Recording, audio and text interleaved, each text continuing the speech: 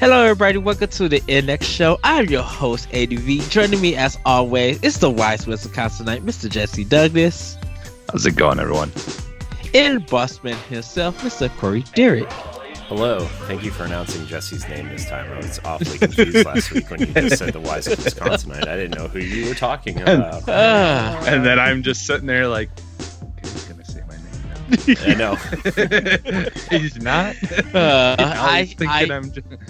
I blanked out for a moment. I don't know what happened, so I apologize, Jesse. Sorry, everybody. Ray Apollo couldn't make it. He is out of town, enjoying some time off. He's had a busy couple weeks. He deserves a yes. Yeah. Time to himself, as they say. We are here to deliver you guys a great show. We got some topics that one particular topic we are definitely going to be touching on, and then we got some good discussion for you guys. But we're going to get into some housekeeping. And then we're going to get into our game and get down, some news, and then our discussion. Welcome to the NX Show, your source for video games, news, analysis, and other shenanigans. You can catch us here on twitch.tv/the NX Show or on codenameinx.com/live, Saturdays at 1 p.m., 10 a.m. Pacific for pre-show, followed by the podcast. If you can't join us live, no big deal. You can head on over to codenameinx.com, Spotify, iHeartRadio, YouTube, or your podcast service of choice on Tuesday mornings for a fully edited show to consume. Things are going to be changing. Just got to let you guys know that currently that's what's happening. And yes, I am aware that the name is getting out there. So we like before the show, we debated on just, people have been asking about it, and we were debating on just announcing it today, but we want to make sure everybody is together before we kind of fully blow it open. So yes. If you're a sly dude or lady do that or other, you'll find it, right? But if you follow our Twitch or Twitter, if you follow anything, pretty much you will figure it out. But we want to wait for everybody to be here. So yes. So, follow us on Twitter and Instagram at the NX Show, and like the NX Project's Facebook page. You can also join our Facebook group when it's not a secret group. We will be updating you on content in the coming weeks as we have a few cool things planned. And we do. If you have any questions, you can tweet at us look for the question thread in our Facebook community or email us at contact@codenameinx.com. We'll also be taking live questions in the Twitch chat. For right now, our questions are put on hold because we are working towards something greater. I will say that. Mm-hmm. Remember, you can find all of our content on codenameinx.com, including all of our videos, old content reviews, blogs, live streams, and more. So, yes, we're going to get into our gaming get down. And boss, I'm going to start with you. What games have you been getting down to? Well, I've actually been playing games this week, which is kind of nice. I've been playing The Outer Worlds. I am about 7 hours in. It's a really fun game. That game is like, after a lot of the things that I've been kind of like wrestling with the last couple weeks, like just having that quote unquote checklist game where, you open your log, you go do a quest, you finish the quest, you move on to the next quest type thing is very nice. It's very, it gives me that same kind of, comfort and simplicity that Assassin's Creed Odyssey did earlier this year, when I was playing that. And, it's not really the same game, but it's the same like checklist. Got it. Let's go do this, and this type thing. So I'm really liking it. I'm still on the first planet, to be honest, but it's still really, really fun, and I love how colorful it is and how just kind of different from games that I usually play. I know it's very familiar to a lot of people, but it's very different from the games that I'm used to playing, and it's really fun, and I like the way like the skill points work and the way you kind of can distribute it through different. I'm kind of putting it into melee combat, stealth, and like whatever the charisma stat is, to try to talk my way out of things. And if they don't go my way, I'll just beat them up with a big pole, it looks like a lacrosse pole. I don't really know what it is, but it's fun. So also, if you melee combat people with a sword, their limbs come off. Found that out. Nice. So, fun fact. But it's really fun. I'm really enjoying the Outer Worlds. The writing is really good. The story is I don't want to say it's generic, but it's familiar at this point. It really feels Mass Effect-y, to be honest, especially Mass Effect 2, where they kind of like wake you up and but it's a really nice mix of like Mass Effect and Fallout and games that Obsidian is familiar with. So it's fun. I'm loving it. So I've been playing that, and then on Switch I've been grinding through Fire Emblem still. I know I've been playing that game for like 4 months now, but I can't stop. It's so fun. That and Tetris on Switch. But the game I kind of want to talk about, honestly, is Dragon Quest XI. I finally started that up. Yes. You can download the demo off of the eShop, and your progress carries over, which is to the main game. So you can get as far as the demo lets you, and then you can start playing the regular game, which is probably what I'm going to do. But I didn't really know what to expect. I mean, I did. It's a JRPG, right? A very basic JRPG, but like, I didn't expect like the production value really that's behind it. And I mean, I don't know why. Like, Square is a big company that has very high production value in its products, but like the opening cutscene with the castle and the dragons and the fire and the rain mixing together, like it's like a full-on CG cutscene. And like when you see the water and like the old guy that's fishing and finds the baby in the water, like it's very well done and very surprising and really made me like get into it, and I played probably what people would say would be like the first like 45 minutes or hour, but I spent like 2 hours running around this, just exploring every nook and cranny. And the first quest that you get is you kind of have to like make it up this mountain to achieve like becoming an adult, kind of thing. And making your way up there, and the scene that happens up there really is cool and fun and kind of like very JRPG storytelling, but still like engaging. And I was talking to Ed on Nintendo Power Block, like I was kind of like how when you play Xenoblade Chronicles 2, everyone's very British, and it kind of like throws you off a little bit, but then you get used to it and you're like, oh, okay, voice acting is British, whatever.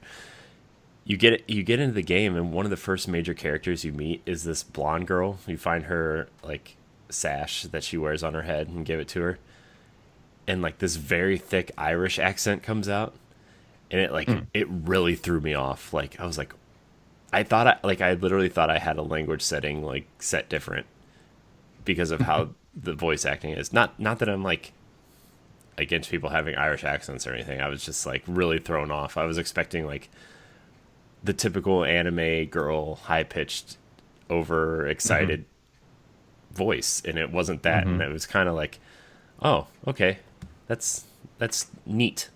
So, refreshing. Yeah, and then like, and then Ed informed me that you don't get to keep the dog in your party. So. Or no, it wasn't you. It was somebody at work told me that, Ed, not you. I'm sorry. I'm getting my conversations mixed up. But you don't get to keep the dog that's in your party, and it really made me sad because I thought, oh man, I'm going to use the dog. The dog's really cool. He can go fetch me things. No, can't do that. So, oh no. But, he's okay, right? No, he's fine. He's the dog is your mom's dog in this story, I think. So, okay. Like the dog leads you home, and then your mom makes you a big meal before you head out on your adventure, right? And it's kind of it reminded me a lot of Pokemon in that way. Where like in the beginning of Pokemon, when you walk out of your house and your mom stops you to give you like, I don't know what, like a backpack or your I think something. She gives you something. Yeah, I think it's a backpack. I don't know. So that was very, very fun. I'm looking forward to continuing that adventure before I get into Luigi's Mansion. So which I will have by the next time I'm on the show. Because, well, like I said, not going to be on next week because we're moving. But the following week, I will have a lot to say about Luigi's Mansion, hopefully. So, but that's all I've been playing. Dragon Quest XI is very cool. Jesse, I think you would actually like it in particular. Yeah, I might give it a shot because honestly, I haven't really touched my Switch in a while just because I've just got so many games on Xbox now that and just not enough time. The nice thing is I do. I was just gonna say the nice thing is like the demo is available for you to play, and like your progress carries over if you decide you want to play the rest of the game, which is very nice. I wish more games did that. Yeah, because Square Enix does that for Dragon Quest builders too, which I downloaded, but I haven't started yet. I think I'm gonna download the Dragon Quest 11 demo also for Switch, even though I only get it for PS4. Didn't they also do that for Octopath Traveler as well? Yep. Yeah, so, they did. Yeah. Too. Yeah. So I think it's because like they're just smart about it, knowing like an RPG game. A lot of times you put a lot of time into something to get to a certain point, and you almost never want to have to do that over again. Yeah. Perfect example is when playing original Wild Arms and my memory card got corrupt and the whole file got erased, and I just said nope. Like I was just so mad.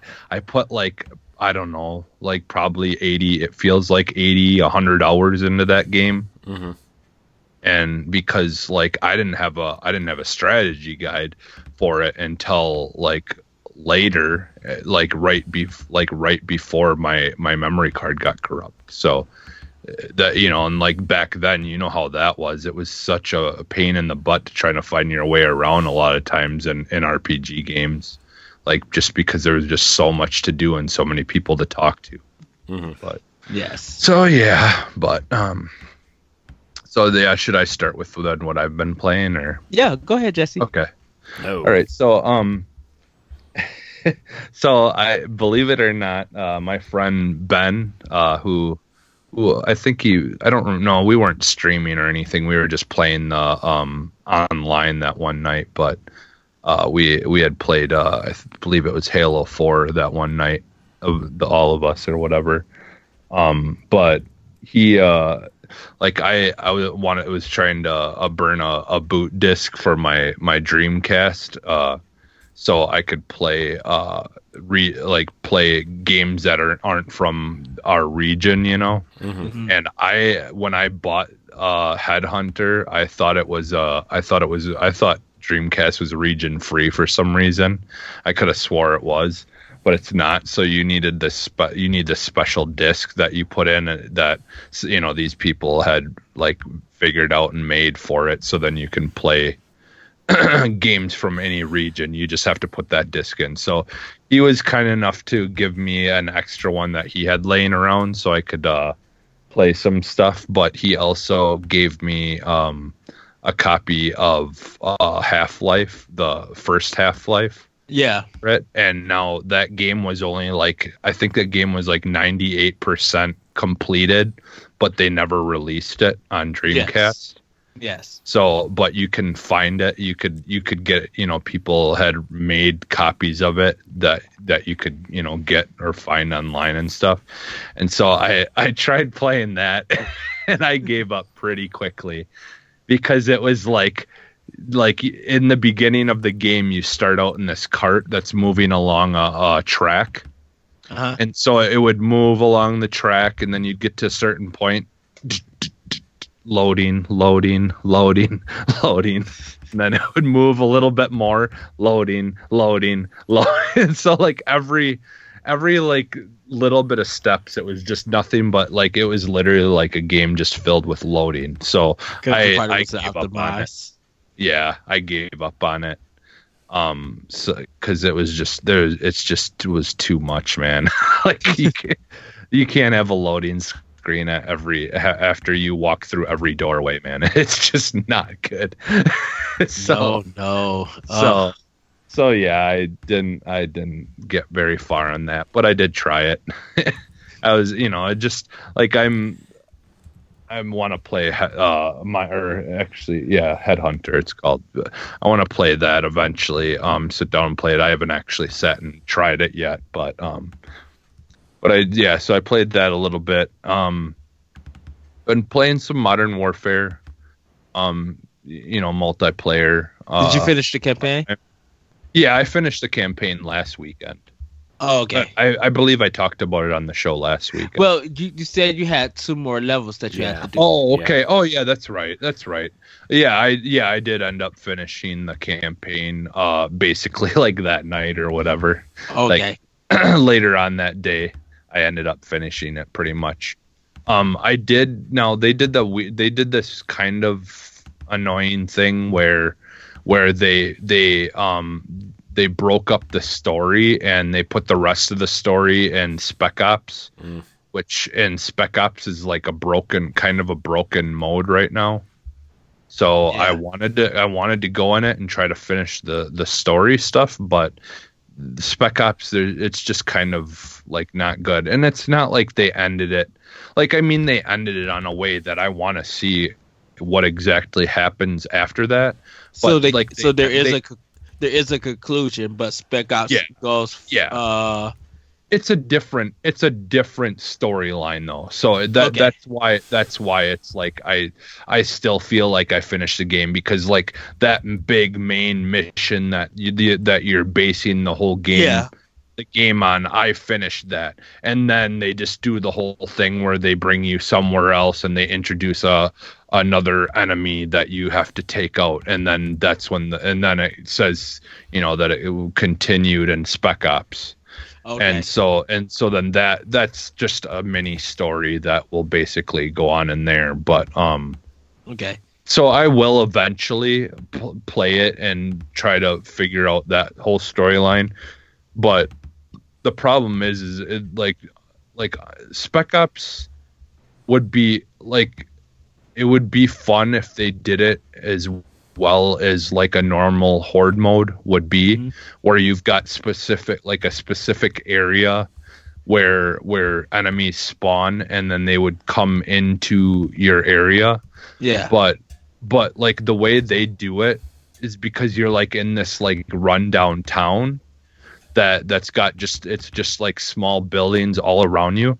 They'll just spawn them in every single building, like outside of the middle area of the town where you are. So you've literally got like hundreds of guys coming from all different directions, and it's just insane. Like, I don't know how, like, just to like right off the bat be so difficult that you've got all these guys coming at you, and like, you need to be like a professional at that game in order to be able to, like, all 4 of you need to be professional at that game to really like do well.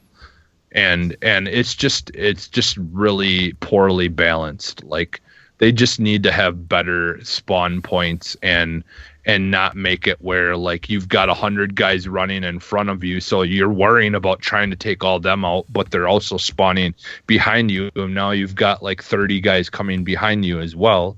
And it's like there's just too much, even for 4 people, to be trying to take on all at once. And the AI isn't like stupid either. Like, if like they're fairly decently responded to the way your actions and things like that, and they move up on you quick and flank you like in an instant. So it's it's not like where they just stay at one point and they just try to shoot at you.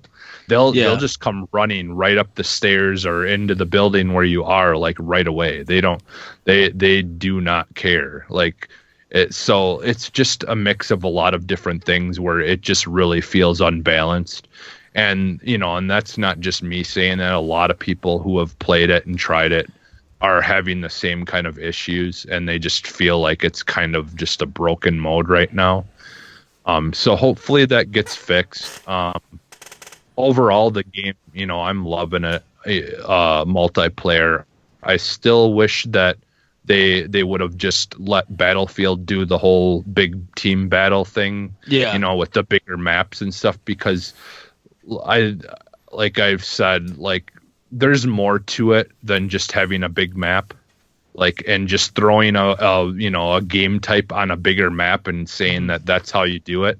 Like, Battlefield actually has like the buildings can crumble and break down. Like, it feels more like an all-out big war, whereas with this, it just feels like it's just insane. Like, the spawn points and the way they spawn on the map isn't very good. Like Battlefield has really perfected that. Like I've said, like, what, no matter how you feel about EA and all that stuff, like, Battlefield really does know what they're doing when they're doing the bigger, battle style like that. And yeah, some of their games haven't been great on other levels, like, not in that department, but like, when it comes to it, like, they're definitely, I feel like they're definitely a lot better at it, just because it's there's a lot more going on than just it being a big map and and throwing match types on it or whatever. And then the other game that I've been playing is Control. I'm trying to get through that. I did do the I just got past the part where I had to go against a boss where I get levitation. So now I can float in the air and stuff like that. So I think I'm like maybe halfway done with the game or something like that. I'm not quite sure. But yeah, so I've been playing that, and then the fun thing is I didn't get to do much of it, but yesterday before work I went on my Xbox and I fired it up for a little bit, and all of a sudden I seen an ad run across my screen talking about the console streaming, the xCloud as we've known it. And it's, just was an ad saying that to try it, the preview or whatever. And so I clicked on it, and sure enough, it let me set up my Xbox to make sure, like, my internet connection and all this kind of stuff was able to handle it. And everything checked off with a green check, like, almost instantly. Mm-hmm. And then it just said that all I had to do, is download the console streaming app on my phone, and I got really lucky because my phone internet almost never works in my house, but I for whatever reason it was actually working really well last night, and so I'm like, oh, you know what, I'm gonna try this and give it a shot. So like, the way it works is basically you download the app, you open up the app. It will, kind of it kind of connects to the servers or whatever it's doing, to the service. And then it asks you to connect your Xbox controller to your phone. Yes. And then once it recognizes that you've connected your Xbox controller to the phone, then it moves to the next page where it like has you sign in and everything. And then from there, like, on your phone basically just turns into exactly what it would look like when you fire your Xbox up on your TV. And so what it does is it basically, your Xbox then turns on, and it's basically just reading everything from your Xbox, and then it's streaming it to your phone. And so like it will say, like, next to my name on, like, if one of your friends go online, it will say that you're streaming. It will say streaming and then whatever game you're playing by my name, and you can basically do anything that you would be able to do while you're playing on your Xbox. Like, the only difference is the way they have it set up. Is unfortunately you can't plug your headphones and microphone into the controller, mm-hmm. and talk in a party chat that way. You have to do it directly into your phone. Oh. So you still can do it. It's going into your phone instead of your controller, which is fine because when potentially when you're doing this, your phone you're gonna get the clip for the controller, which I found one on eBay for like $5. Yeah. And you put the clip on your controller and then it holds your phone. So your phone's gonna be right by your controller anyways. Yeah. So it's really not that big of a deal. But yeah. So yeah, I've been playing it. I played Control on it, and it seemed to work really well with it. I didn't really notice any like latency or lag. But again, like for whatever reason, my phone internet was actually working that day. But I mean, still enough to work. I was just gonna ask. It's only on Android right now, right? I think so. Yeah. I remember so. I remember Phil Spencer said that he wanted to get it working on Android first because of well, now we know it's because Microsoft's making a phone and a tablet line that runs on Android. So that's probably why, but there's so many different types of Android that if you focus on getting it there, then you can move on to the other platforms after, so which is that's totally the fine. thing is there's so many more Android products out there than there are Apple, but it's so like like I said, it's worked pretty good for me. I was gonna try it again this morning. Well, I did try it again this morning, but of course then my internet on my phone wasn't coming in. It was like sometimes it will say like the 3x or 1x next to where my internet is because it just doesn't work. But what I want to do is, and I know you can do it. It's just my internet connection kept dropping on my phone, so it wasn't working. But you can play games online. Like I fired up Call of Duty multiplayer online on it, and I was trying to play it, but of course my internet on my phone was being awful, so it was just lagging, and I had to just quit it.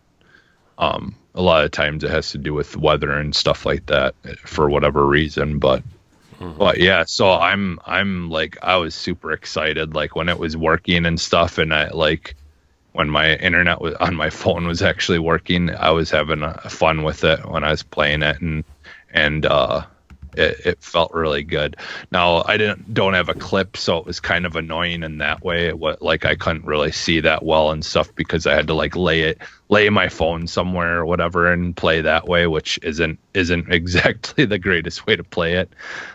So like I said, I found a clip for like $5 on eBay. So yeah, just for now. And then I'll probably make my controller my blue Xbox controller will be my one for playing on my phone. But, okay. That sounds the awesome. most.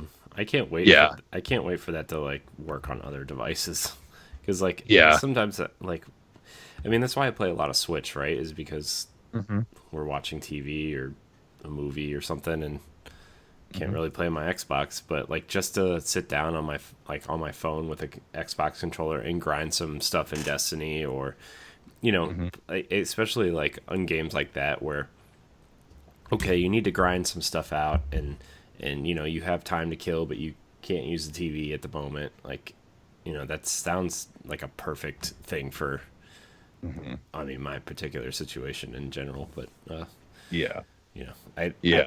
like when you messaged the group chat and said that you were using it, I was like so excited and then disappointed because it's only on Android and I have an iPhone. Yeah. So. Well, and I don't know, is it even an option for you guys yet? Because I think I have it because I'm in the preview program. No. So okay, because I wasn't sure if that was just because I know I have like all the latest updates and like because my Xbox has been updating quite a bit lately because they've been firing all these different updates out for the preview program. I still don't have the new dashboard yet. Yeah. So. A lot of people don't have the new one, and I think that's and that's why Corey, I was asking Jesse because I seen him playing Control, but I didn't see any streaming thing say that he was streaming to anything else. So it was kind of he cleared it up for me, and we talked about it. And everything. So, yeah. That little, like I said, it will say streaming, and then it will say the game that you're playing. So that means that person is streaming that game to their phone. So their Xbox is on, but that's not where they're playing it. Mm-hmm. I think they should have, and they might do this for the preview, Jesse, probably for you. I think there should be like an icon that you are playing Control, but you're playing it on your phone. So they'll have a little phone thing on it. Isn't that what you just said? Isn't that what you just said? Well, it says streaming to your phone. It just says streaming, and then it says Control. Right, but that's for you. Which is for Jesse, but from my Xbox, looking at it, it just says Jesse Douglas, and then it just says Control, and it doesn't indicate that you're streaming to your phone or anything. Okay. It just simply shows that you're just playing the game. So people are, I would be thinking that you're playing it on your Xbox. Well, I guess it doesn't matter though, because technically, like I said, you can do anything that you could do on your Xbox on the phone. So like if you wanted to message me or something, or if I want to stream on Mixer, I'm pretty sure I can do that. It's going to do it from my Xbox at home. Well, the thing about it is that when people are playing like something online on their computer, it'll say that they're online, and then it'll show indication that they're on their computer.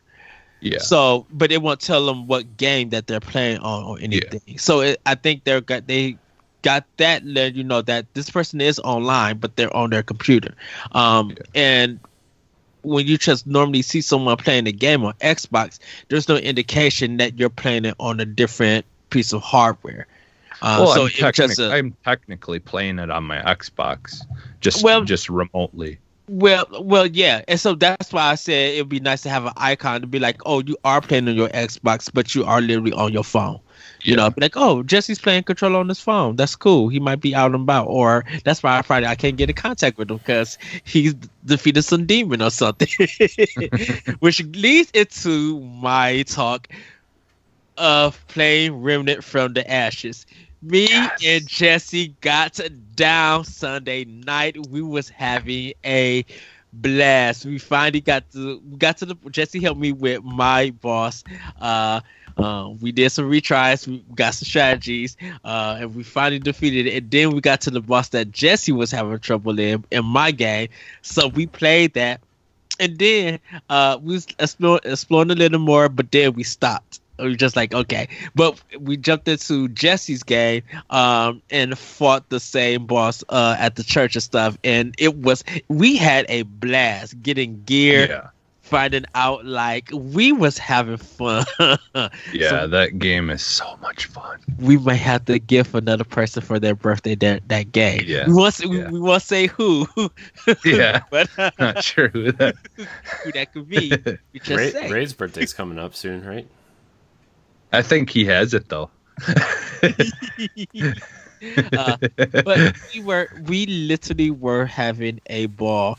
Like it really is a great co-op game. Like, it's fun single player, but I'm just like, you definitely need another player, because just having another person with you playing that game, it's like it's super fun. It really is good. I think this is when multiplayer games that are in the soul kind of realm of things. I think Remnant from the Ashes is a great example when it works. When it feels perfect. They can improve upon it later on if they do a second one. But what they started with is just right. So fun, so good. Yeah, it truly is amazing how well they really got the point across of what kind of game they wanted it to be and stuff, and they really, like, all the combat and the shooting, everything just feels good, and it's good. Yeah. And it's difficult, but it doesn't feel like it's unfair. And it's basically it's like any game like Destiny and stuff like that, where you've just got, once you figure out a strategy of how you want to attack something, it becomes really easy. Like, yes, like when we were playing the part that I was at in my game, and on yours, and it was like we beat it with like ease. Like it barely even felt like we had to try, because it just, all you needed is that one more person to just help kind of figure a strategy out. And yeah, it's such a great game. And and it's a budget game. It's only $40, I believe. Yeah. So it's so worth the $40. If you like Bloodborne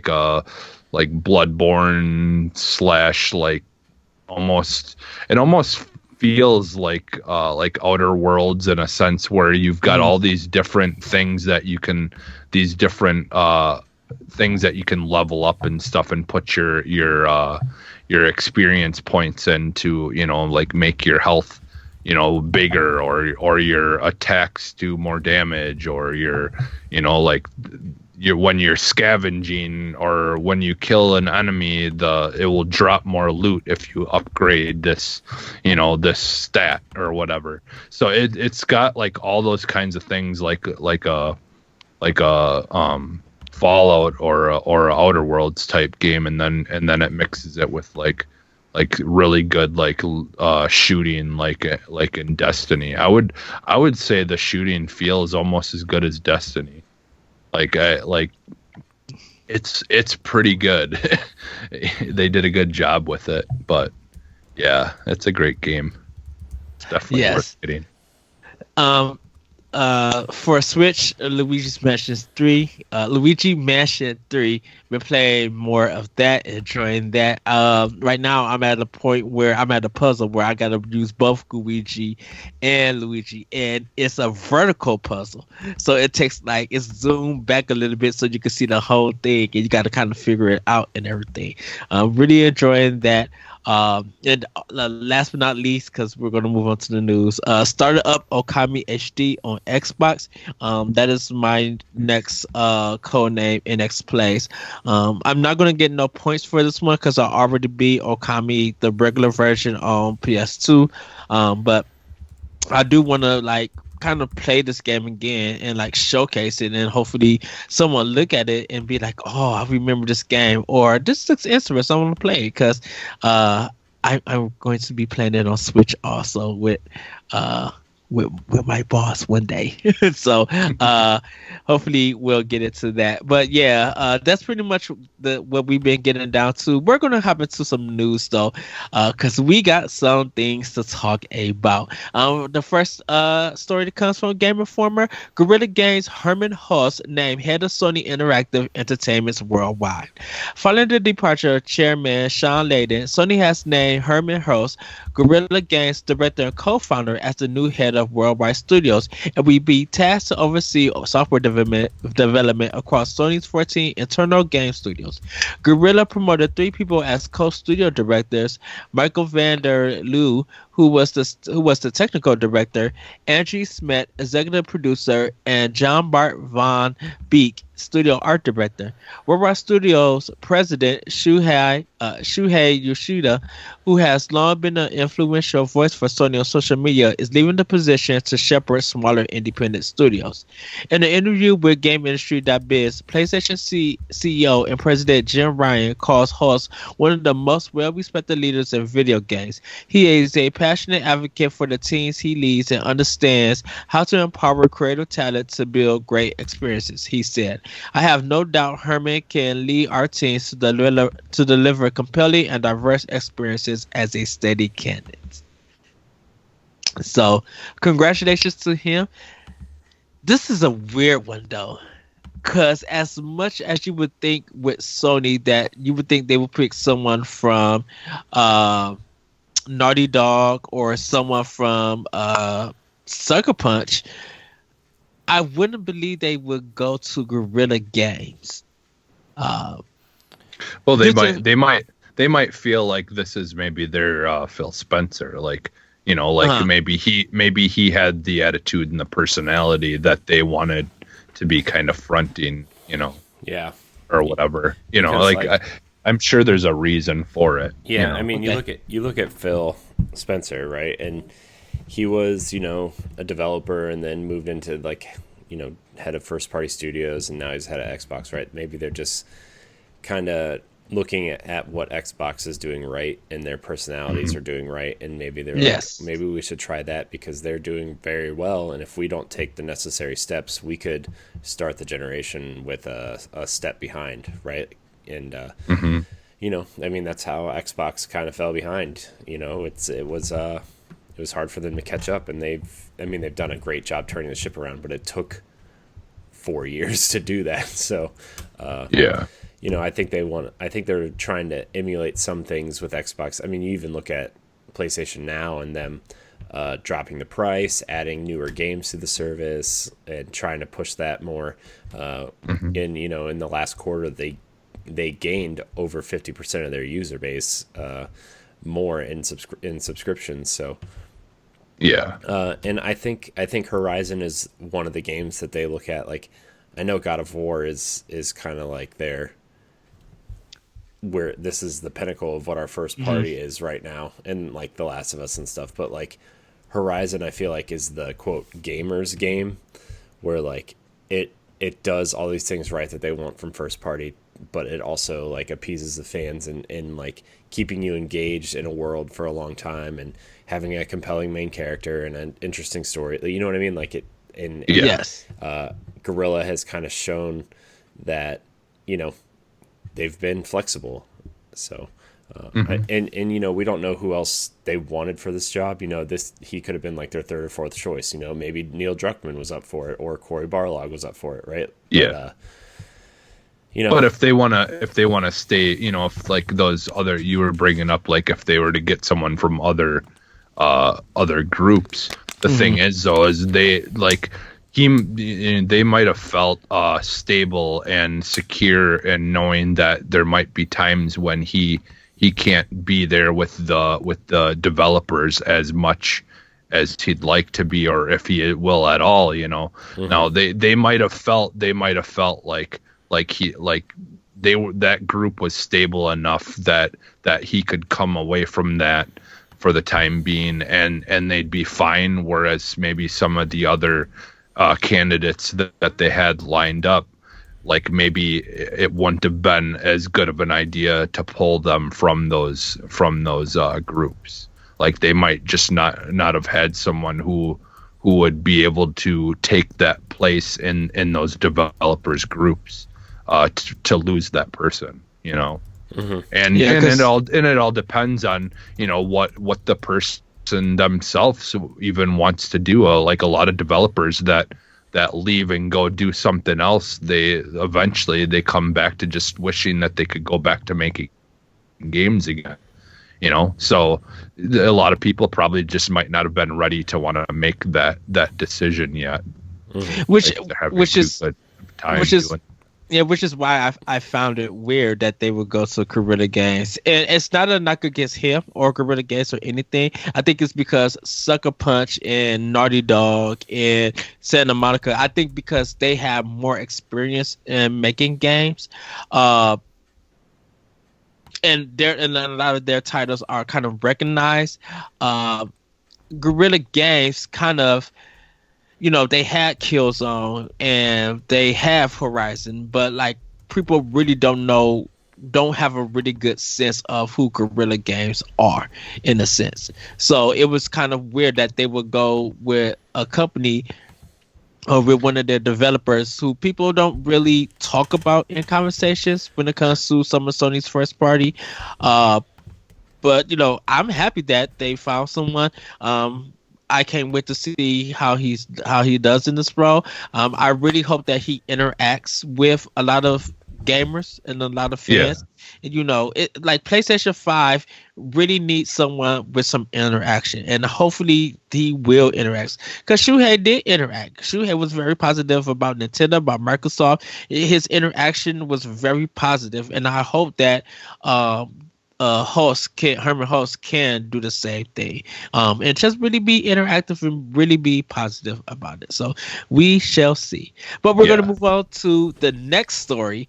Ninja thinks pro players and streamers who cheat should be treated differently. This story comes from Nintendo Life. Earlier this week, Fortnite developer and publisher Epic Games placed a lifetime ban on the professional esports FaZe Clan player Jarvis K after he was caught cheating in a series of videos online.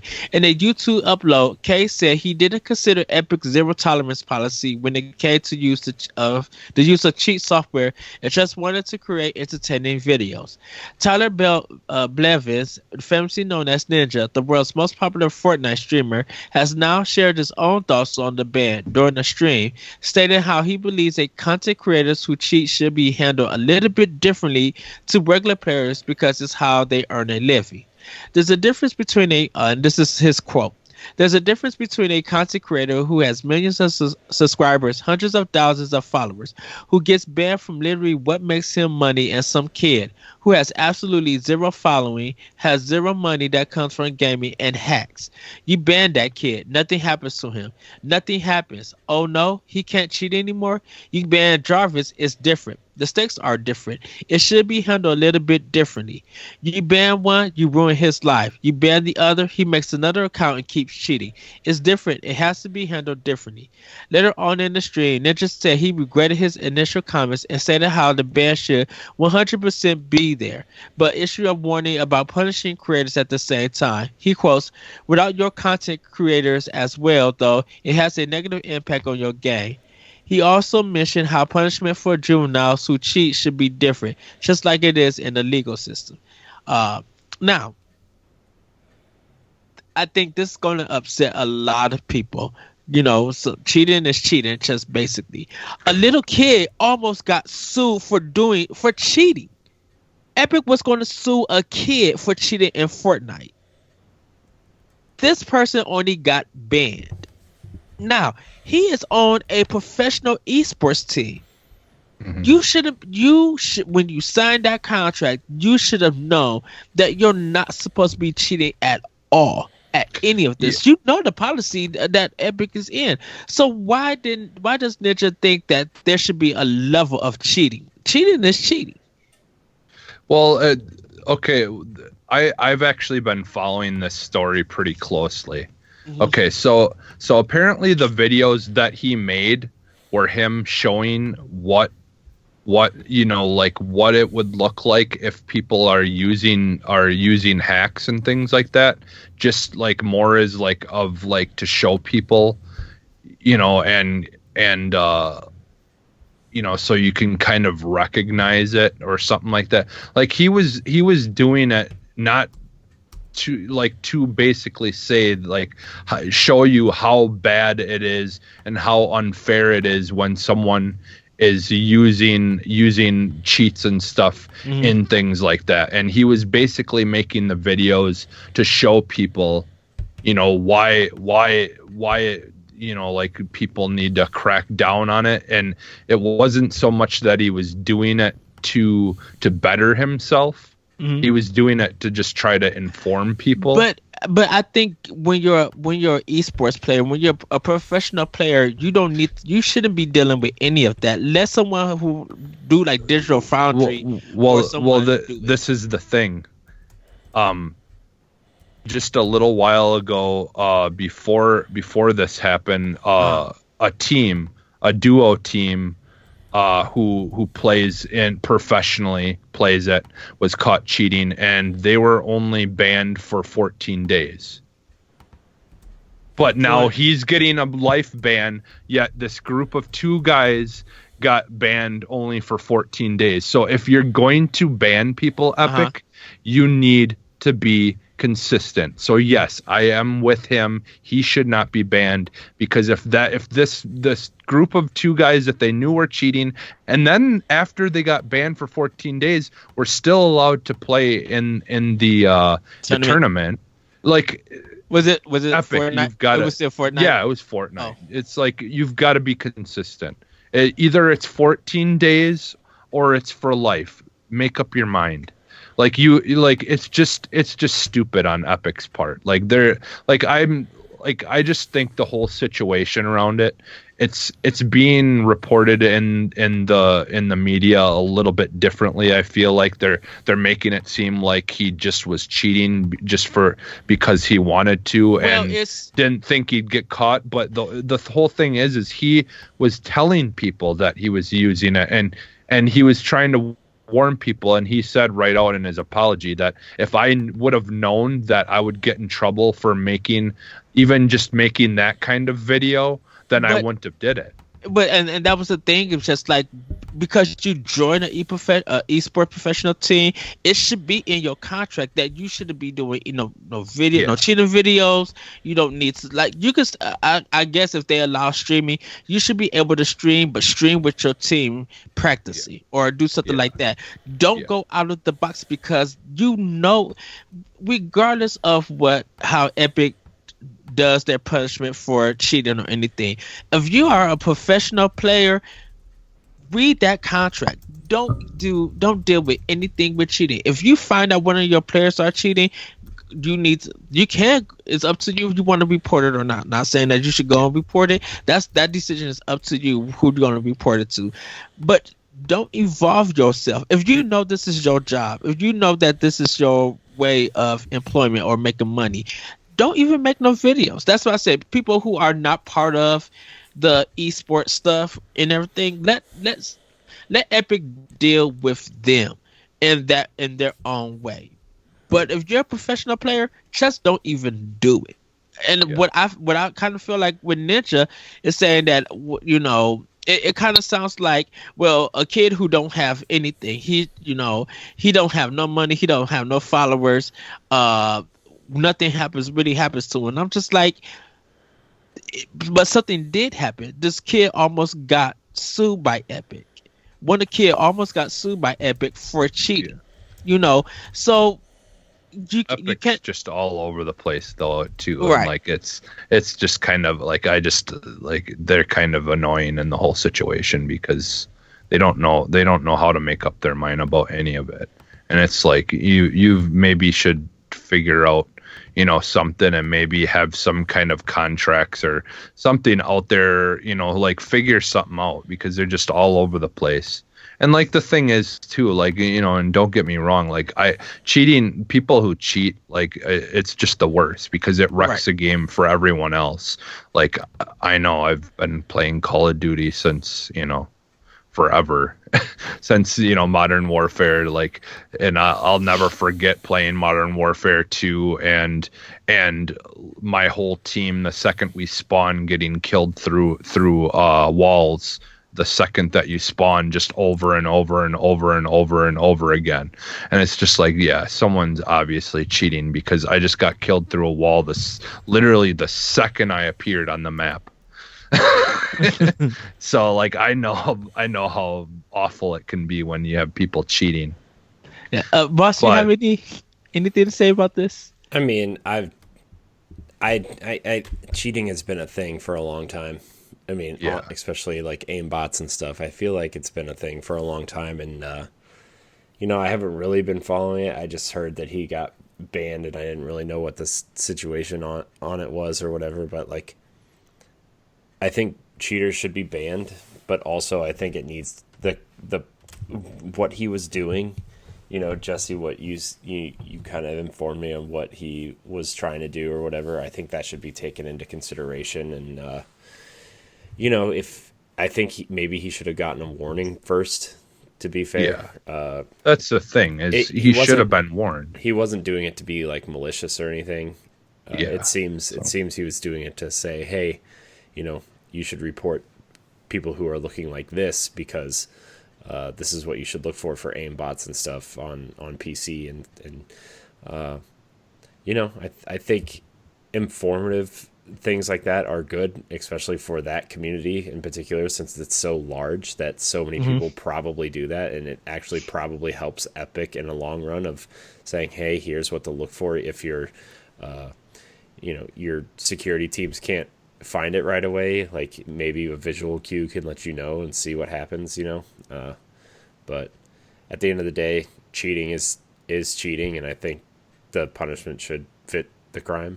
So yeah, I said, my main thing with it is just they need to be consistent, and they need to figure out a system. And I think what it should come down to is literally a strike rule where, yeah, you get a warning, and then after that, you know, it's you know, the punishment comes down on you after that.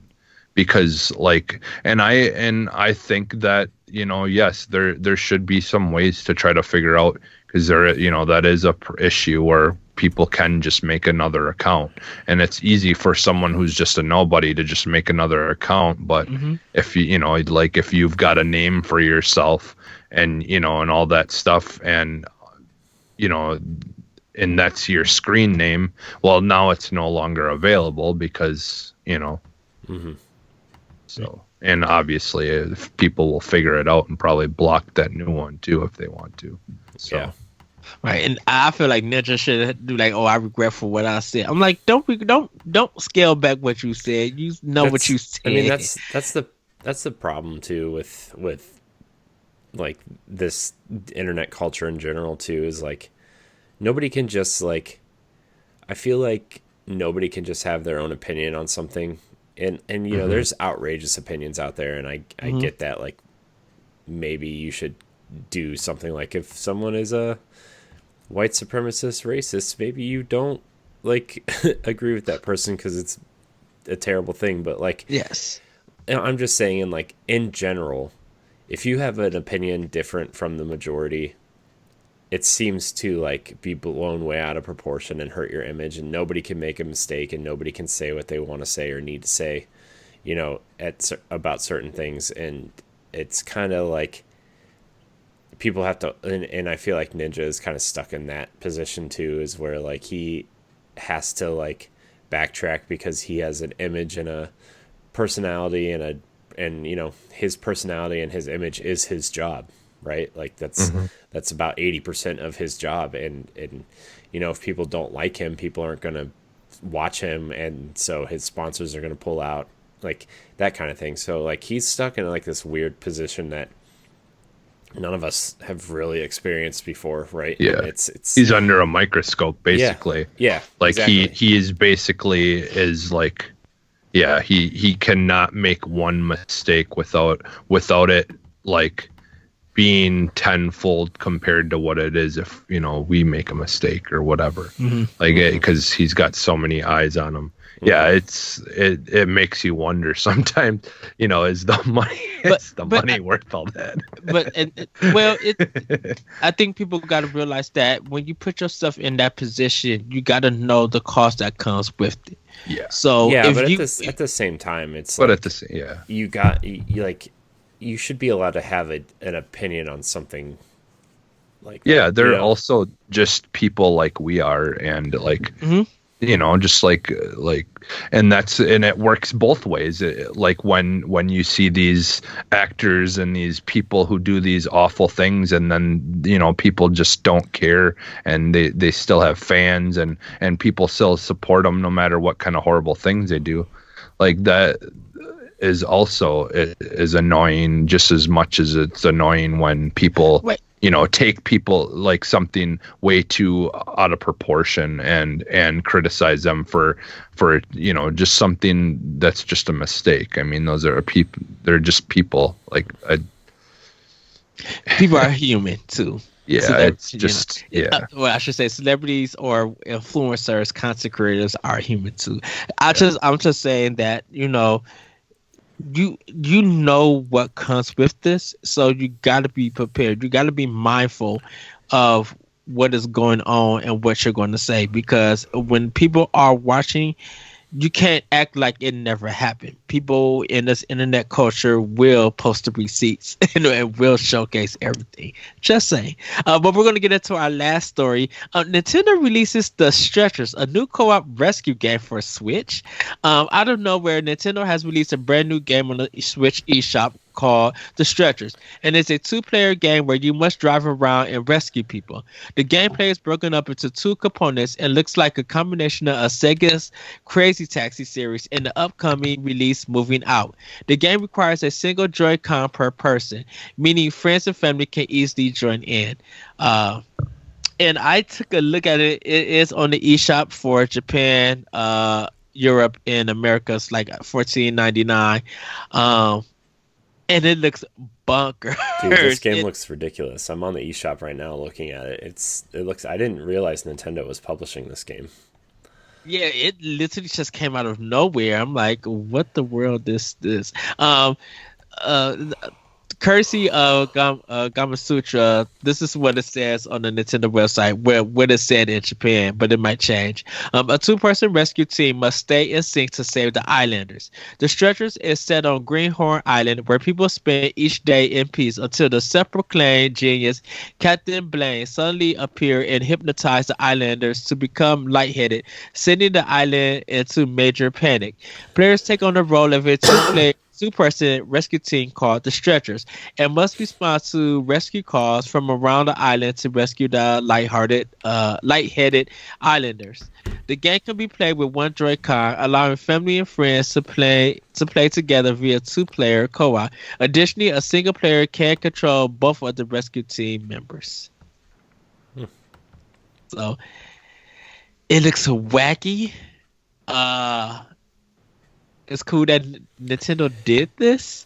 It wasn't on nobody's radar, but I'll wait to see reviews and see what people think about it. But it looks ridiculous.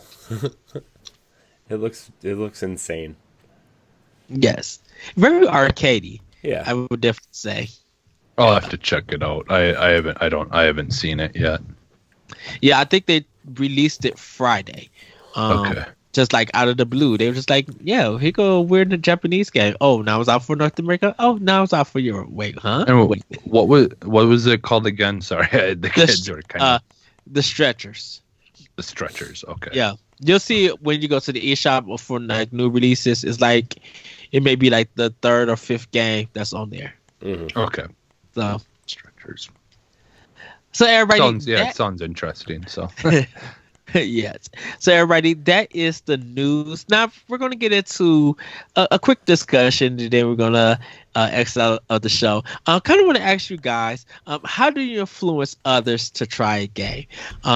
Last week we talked about consumers versus reviewers when it comes to games and stuff. And Death Stranding is finally out now, and kind of wondering like, how do you now, when you have a game finally in your hand, how do you influence someone else to give it a try? Or any one of your favorite games that that you're playing or you currently play, and someone's thinking about it or not thinking about it, how do you influence them? Like, be like, you know what, you should try this game.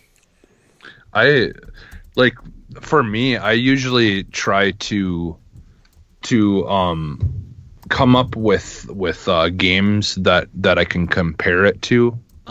That may be like popular, a more popular game that there's a possibility that the person I'm trying to interest the game to try to just come up with things that, like, if there's a certain game that I know they like, or like I said, that would be more popular, that would hit a wider range of people, that, like, if there's something that game can kind of compare to, then I will usually try to a lot of times use games that are compared to it to kind of give the person an idea of what they can kind of expect in a way. So that's usually what I like, my normal approach to it usually. So Boss, what about you? I usually play. I mean, I'm usually the ones that people are coming to like try to get to play games with them. So I'm actually mostly on the other side. But if I like a game, I'll usually try to get people to, like, either if the game has a demo, which, I will just say, hey, it has a demo, you should just play it. Or, it's a lot easier to get people to try games on Game Pass, or, like if you have that, or, Destiny is a big game that you try to get your friends to play with you too. And like, as someone who was brought to that game, I played it because I loved Halo, right? When Destiny 1 first came out, and this was Bungie's next big thing.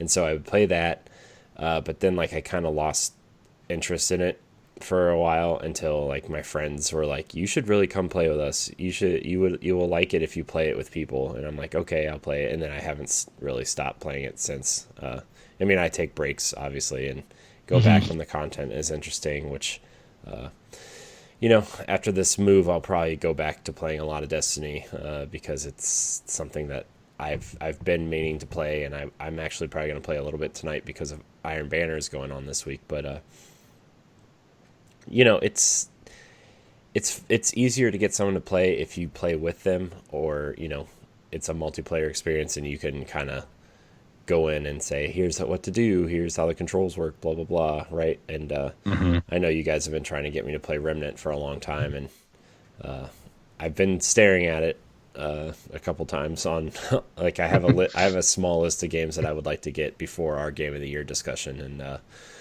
that's on there. Star Wars is on there, Luigi's Mansion's on there, Devil May Cry 5's on there, which is on Game Pass, so I'll be playing that soon.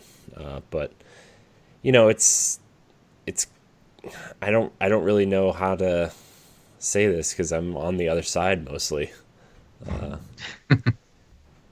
I guess I just say, hey, you want to try this game? I guess I got my cousin into Destiny, and I got him into Halo and a couple other games, but mostly it's a lot easier too with these free to play games to say, hey, download Apex. We should try to play Apex together, or Fortnite is an easy one to kind of jump in on and get people to play that have never played battle royales before, because like even though it requires a lot of skill to win, it's not that hard to jump in and like learn it, So, yeah, or have fun. Yeah, like that's the thing, is you don't even honestly like that's the thing, is that if you know that someone's at least gonna have fun with it, yeah, you just try to get that point across to them. But I still have a lot of fun with Fortnite, and I've never won any battle royale. Actually, I've never won, but I still have a blast every time Jesse and I would play Blackout or Apex or Fortnite. So, but you are good at Tetris Effect, not Tetris Effect. Tetris 99. Still didn't win though. Second place, man. I have like 30 something second place finishes. Still just can't pull it out, man. Just can't. So. But yeah, I don't know, man. I think it just, you got to know what kind of games they're into, and if they're not that big into games, you just kind of ease them in and say, oh, it's like Captain Toad.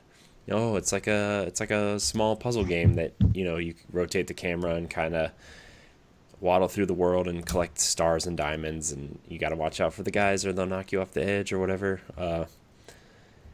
Or like you can kind of hit nostalgia points with people and kind of be like, oh, Mario Odyssey is good, but if you've had an NES, you should definitely check out Bloodstained: Curse of the Moon, because it's super like Castlevania, and you can appeal to people that way. I think you kind of got to know the person and what they're into before you kind of recommend stuff as well. It's fun. It's good that you mentioned the recommendation kind of thing, because like for me, every time people post like, I beat this game, what should I play next? I don't know. I always go, what do you play? Ikaruga, The Last Guardian. Like I always kind of pick out the odd games that people don't talk or really know about, and really try to expose them to something very different.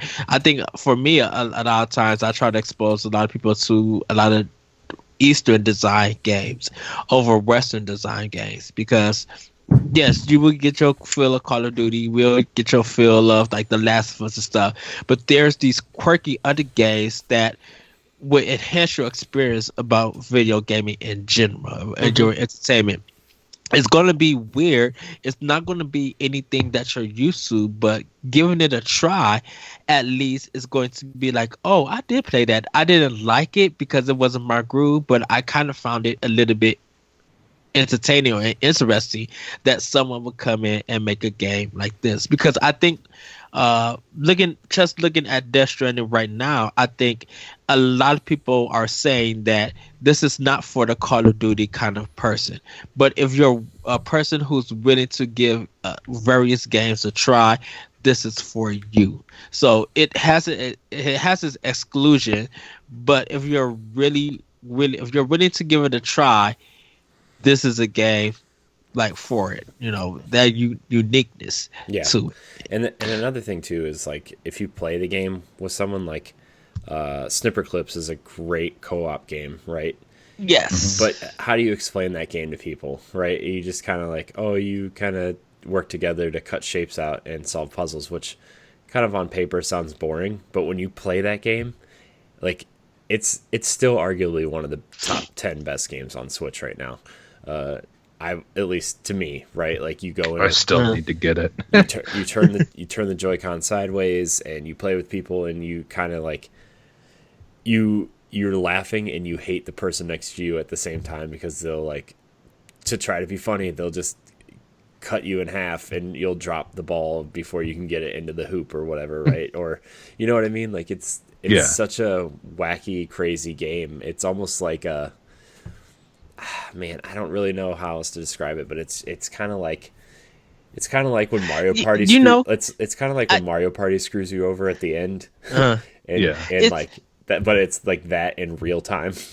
I think your tone and your body language actually could really like influence somebody, because if you're talking about Snipper Clips and you have laughter, you have some joy in it, you might actually get someone really entertained into trying to just be like you really should try this. Like that kind of laughter and that vibrant of happiness might be like, you know what, I may try this because of this person or these people are having fun, and I keep hearing it like over and over again.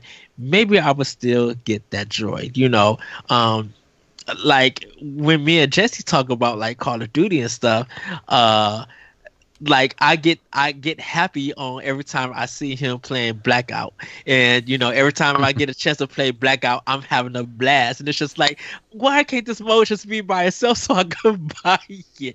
But I just like hearing Jesse talk about it, and like it makes me want to get it, even though I want to play it a lot because of other games.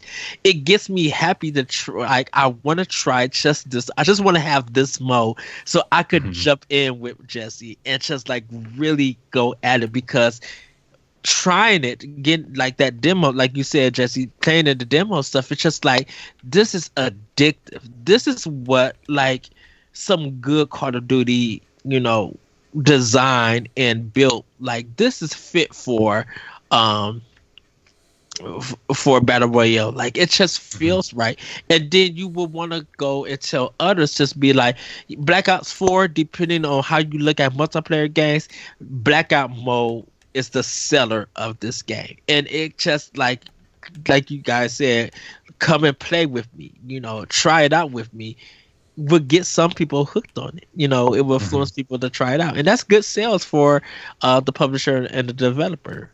With Blackout, like, I mean, I liked the regular multiplayer mode, but like the Blackout mode was just like, it was like everything that I wanted. That's like the only reason why I got Black Ops was to play Blackout with you.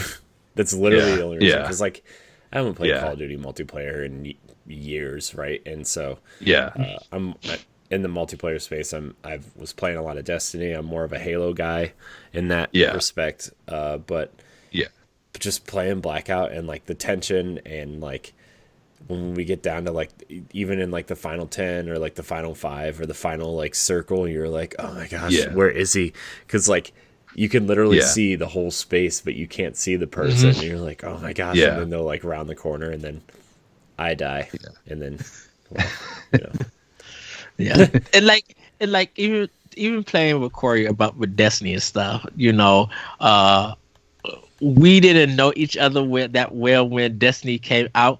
But I talked to Corey about Destiny because he's such an encyclopedia book about it. Like, he knows the ins and outs of Destiny and still learning. And just be like, okay, I can now see a different light of Destiny. The first one has its problems, but the second game, I feel like this is what Destiny is, in a sense. Like, and talking to Corey about it and like playing with them and having fun with them, I'm just like, I get it now. I understand why this is good and stuff. And yes, that is first person shooters and everything. Jesse struggled with Resident Evil 4, but I'm happy that he played it, that he beat it. Like, you don't have to like it. I know Corey won't play any scary games, but I really want him to try it, like some scary games. Just well, depending on how this new thing we're doing goes, maybe that'll be like a goal for us. Like, if we reach this tier, then October I'll have to stream scary games by myself in the dark. Yeah, because Resident Evil 7, I think you'll be scared, but it's nothing to be like, I can't do this no more. I don't know, dude. I don't know. I watched the first couple hours of that game because my friend was playing it, and I was like, oh boy. It's pure like what horror. Is it called? Like paranoia. It's paranoia. like the way they go about it, like you're not sure what's gonna happen. But yeah, but I think once you see it and you die over and over, and you be like, okay, I get it now. I know what to do now. You'll understand, like. But okay, then there's always another part later on that. Oh yeah, that is could become, like kind of just one thing too, like you were mentioning about, trying to introduce people to other games like that. Maybe not the majority of the masses would, be suggesting to people.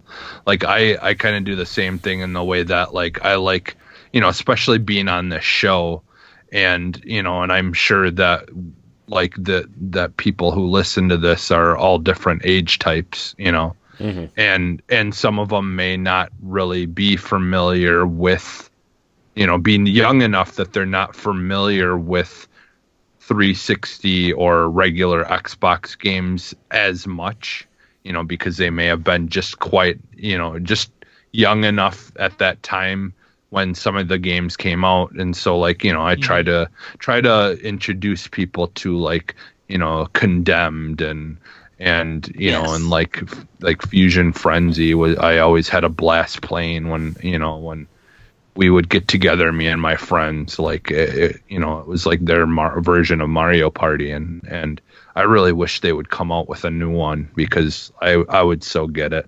I loved Fusion Frenzy. It was such a fun game, and it's on Game Pass, I believe. So it's backwards compatible. So yeah, just like you as a gamer, I think you always want a fresh experience with a game. You want to try as many genres that you can, and if it doesn't gel with you, not saying that game is not for you.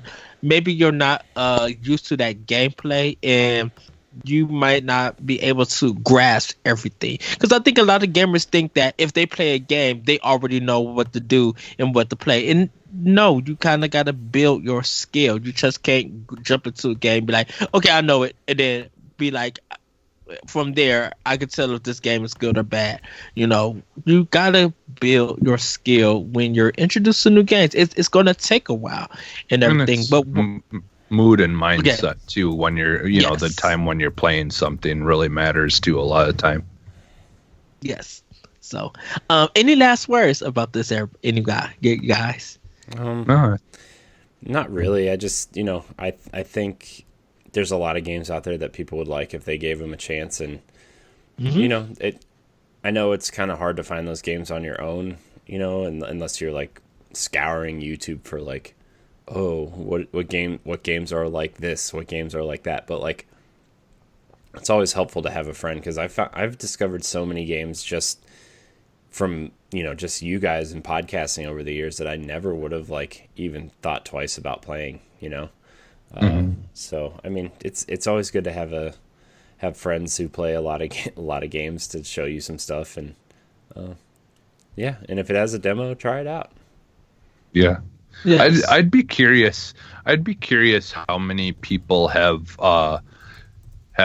been like, well, I kind of want to get this game, but I'm not sure if I'd like it, but it's on Game Pass, but I don't have Game Pass, so I'm going to just buy the 1 month of it so I can try that game, and then instead of paying the full price for the game and not liking it, I can just try it that way.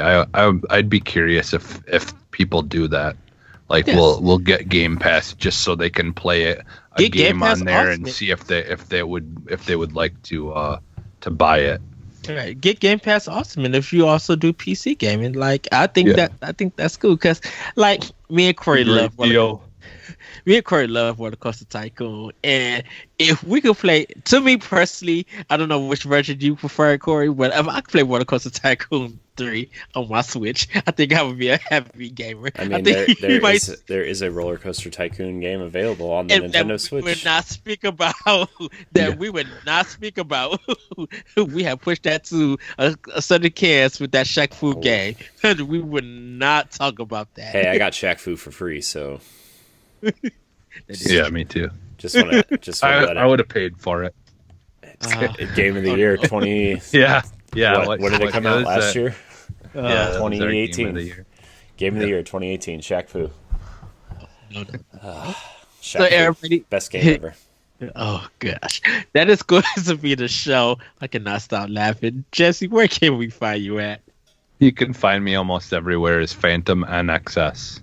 Corey, where can we find you at? You can find me at CoreyNHD713 on Twitter and CoreyNHD on Instagram and Mixer. Yeah, we have a lot coming up. I'm very excited. I've been working on our future as we've been recording this podcast. So. Yes, you guys can find Ray at Ray Apollo on Twitter and on his Twitch channel at Ray Apollo. You can find me on Twitter at That Pressure Code, and check out Optional Opinion, check out Nintendo Power Block, and other content that will be coming soon here on codenamemnx.com and our future name. Oh, just leave it at that. With that, everybody, we're so bad at this teasing thing. People, like, everybody probably already knows if they follow us on Twitter or whatever, and they're like, "Are you sure? What are these guys talking about?" I'll just say, "Are you sure?" Wink, wink. I'm gonna leave it at that. So, everybody, we will see you next time on the NX show. Have a great week. Have a great weekend. Whenever you're checking this out, and we'll see you guys next time. Bye. Bye, everyone.